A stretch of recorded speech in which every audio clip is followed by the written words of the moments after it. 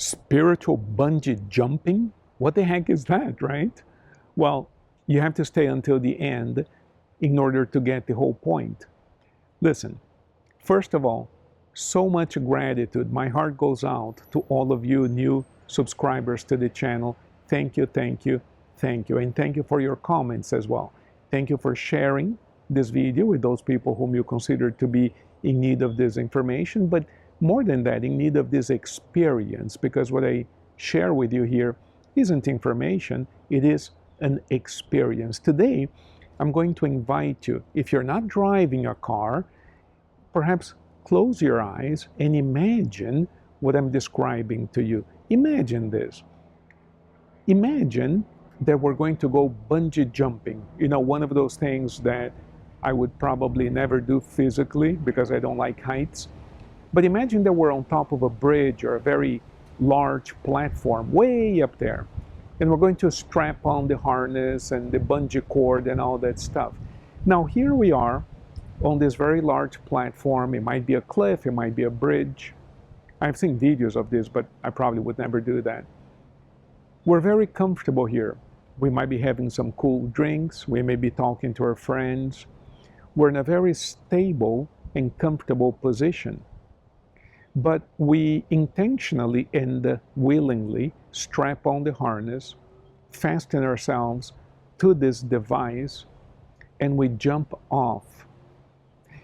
Notice this. When we're up here on the platform, there are very few physical sensations in comparison to what we feel physically after jumping. It is as if we're not even alive. There are no sensations. Because look, once we jump, the heart races, the adrenaline is pumping, the wind is on your face, your skin might be pulled back because of the wind and all that stuff, right? There are a lot of sensations there. If you compare those sensations to what you felt when you were on the platform way up there, it's like way up there, you're so much at peace and so relaxed. It is almost as if you're not even alive in the physical sense in comparison to what it feels like once you do jump. Now, once you're on your way down toward the earth, what's actually happening there? You're looking down, you see the earth becoming larger and larger as you approach it. And at some point, if we do everything right, you stop. You've reached bottom. Your velocity is zero. You're just hanging there. It's only a fraction of a second until the elastic on the bungee cord pulls you back up again. Initially, your velocity is very low, but you begin to accelerate upwards again. You begin to accelerate upwards, accelerate, accelerate, accelerate, and now you're looking up. You forgot about the earth down below. You're looking up because you're hoping to make it back to the very same platform from which you jumped. Now let's say in an ideal world there's no friction with the air and the elastic cord is a perfect elastic and so forth, you would actually come right back to the very platform you jumped from. In practice, there might be a few details there to take into account, but let's just say that you come right back on to the platform. By the time you get there, your velocity would be zero again, just like it was when you first jumped off. So you went down, you accelerated all the way down, you decelerated, you stopped, and then you accelerated all the way up again, and then you decelerated and you stopped right back where you started. And what you have there is an accelerated movement toward the earth, followed by an accelerated movement toward the sky above. Let's take this as an analogy, as a metaphor for life itself. We're born, and relative to being born on the earth, you know, before we're born, we're pretty much at peace in the spiritual world, to whatever extent we can know what happened before you were born. You know, hypnotists do regressions, and we frequently do these regressions prior to birth. But here you are in this peaceful state, and then you sort of jump in to your physicality, to physical reality. You're born as a baby. And when you're born as a baby, as a human being, we know very little as a physical entity. We cannot really feed ourselves. We cannot move very well. We cannot do anything really well. We cannot talk, right? But we quickly learn how to do all of those things. It is like we begin to approach the earth more and more and more. We become more earthly. We become wiser. We become better as an earthling, as a physical person. And then at some point, we reach rock bottom and we begin to decrease in size and memory and experiences. We become quieter, and we call that aging. And at some point, we're no longer a physical being. If a person lives long enough, if they don't die of major illnesses or if they don't die of an accident, you will notice that as they age, their bodies begin to decrease. They become smaller, literally, right? So they started off small as a baby, they grew, and then they decrease again, and eventually they are no more. Well, no more physically. Okay, now let's push the analogy even further.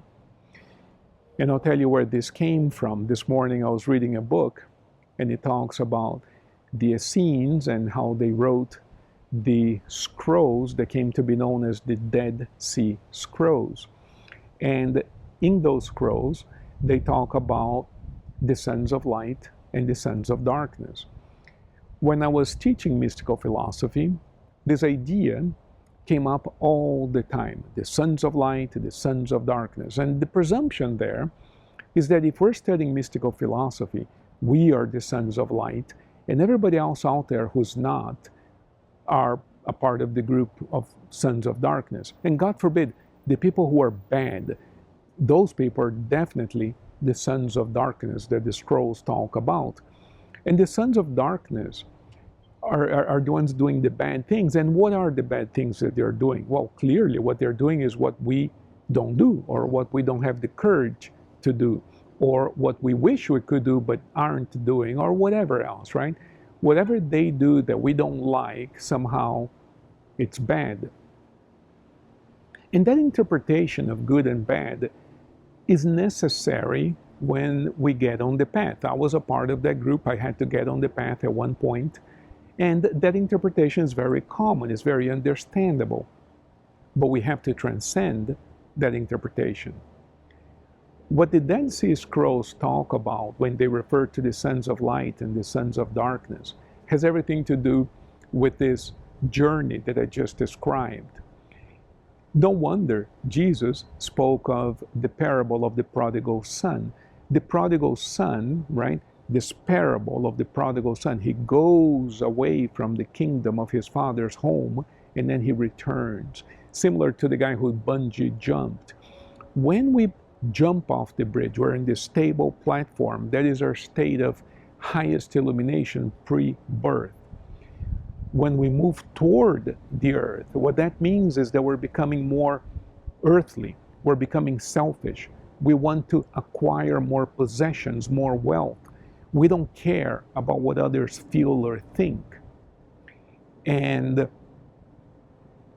that's what it means to become more earthly, to move toward the earth. And we all hit rock bottom sooner or later, just like the prodigal son in the Bible. That's just the way life goes. At some point, the person will experience some type of breakdown, some type of disillusionment, some type of betrayal, some type of loss, some type of something that causes them to look up. It's like, wow, it isn't the way I thought it was. Some people, you know, if you want to go back to the analogy of bungee jumping, if we don't calculate things right, you stop. You know, the idea, the thrill of it, from what I hear, is to stop right before you hit the ground, right? But if you don't calculate this correctly, you actually hit the ground and guess what? No more. The person dies. They can die, let's just say. Many people, when they reach rock bottom, they actually die. Either because they kill themselves, they cannot take the pain, or because they just die. Perhaps the way they took care of their bodies created illnesses, addictions, whatever, or accidents that resulted in their death. A lot of people die precisely when they hit the rock bottom. They might camouflage it a little. They might say, wow, I was ill and this and that, and it might last a few more years, but eventually they die. Of course, what advances in medicine do from a spiritual perspective is they buy us some time. But notice that not everybody heals with medical care, because medical care is like a great band-aid from a spiritual perspective. We can keep the body working a little bit longer, but if we don't make changes within, the patches that we put through medical care eventually fail. Whereas if a person does make changes within, if they do look up and if they do go back to their true nature as spiritual beings, then whatever patches we put on the physical body through medical advances, that sticks, that holds. The body regenerates and they continue living a while longer. But here's the thing. You can always tell what part of the curve the person is on. If they don't care about other people's feelings, we call, nowadays we talk about psychopaths and narcissists. And the characteristic there is that this person doesn't care about your feelings other than what they can get from you. Well, these people are on their way down. And those who care about others legitimately, those who have a concern about the well-being of others, the planet, that kind of thing, they're looking for the generation beyond us. There's a whole different mindset there. They're not concerned about accumulating more of the earth. In fact, they want to get rid of their stuff because they don't want to be attached to the earth. They want to be connected to ideas that have to do with their spirituality as opposed to being attached to the earth. Those would be the sons of light. And these metaphors of sons of darkness and light, it has nothing to do with good and bad. If I'm looking down toward the earth as I'm going down, there's darkness there. The earth looks dark if I'm coming from the light above, right? But if I'm going up, looking up into the heavens, then there's light up there. The sky is bright, right? So the sons of darkness looking down, they want more of the earth. The sons of light, they want more of the spirit. Now, I remember when I was teaching mystical philosophy again, when the person begins to understand these ideas, they eventually remember that every son of light, every person who's on their way up, must have come down first. Because if we're all born up here, and I'm on my way up, the way I used to explain this in class is this. If we're born on the top of the mountain, we're all born on the top of this mountain, and now I tell you that I'm climbing the mountain. Guess what I must have done at some point? I was born on top of the mountain, and if I'm now climbing it, it's because I must have gone down the mountain at some point. So every so-called son of light remembers the time when he or she was going down. In other words, we were also the sons of darkness at one point. We were also selfish. This is why there's so much compassion toward the people who are still thinking that grabbing more of the earth matters. There are a number of people, I would say over 3/4 of the people incarnated right now are on that journey, on that race to get more. Forget you, let me get more. Why do I say 3/4? Why is it not half and half? And these numbers are just, I'm making them up. I don't know if that's the exact number, probably not. I'm just saying there are more people going down than coming up here on the earth now. And the reason is because many people, unfortunately, disincarnate. They lose their physical bodies. They die when they begin to approach or hit rock bottom. They never get a chance in this lifetime to make corrections and go back up again. They don't get a chance to evolve spiritually. Whether it's because on their way down they were so selfish that they created too much karma and eventually that karma created their own death, or because they misused the body so much on their way down that through a series of diseases or accidents, the body just gave up, couldn't continue, so they lost that incarnation. They got to come back now, start all over again, go through the whole journey all over again. The idea is presumably to reach some type of illumination, right? Reach the light while incarnated. In other words, what we really want to do is to be able to reach heaven right here on the earth. Because reaching heaven while in heaven, to use the metaphor of heaven and hell, is not really that meritorious, is it? In other words, in heaven, everybody's in heaven. I know that what I'm saying sounds like a little bit redundant, but think about it. If we're all in heaven, and don't think of heaven as a place. Think of heaven as a state of awareness. Think of heaven as a state of profound joy. Well, when in heaven, or when joyous, we're all joyous.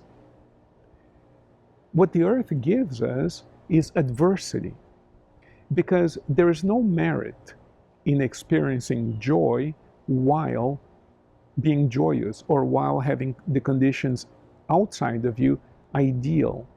Well, everybody who's in heaven feels joyous. Everybody who's under ideal circumstances, everybody who's not facing opposition feels joy.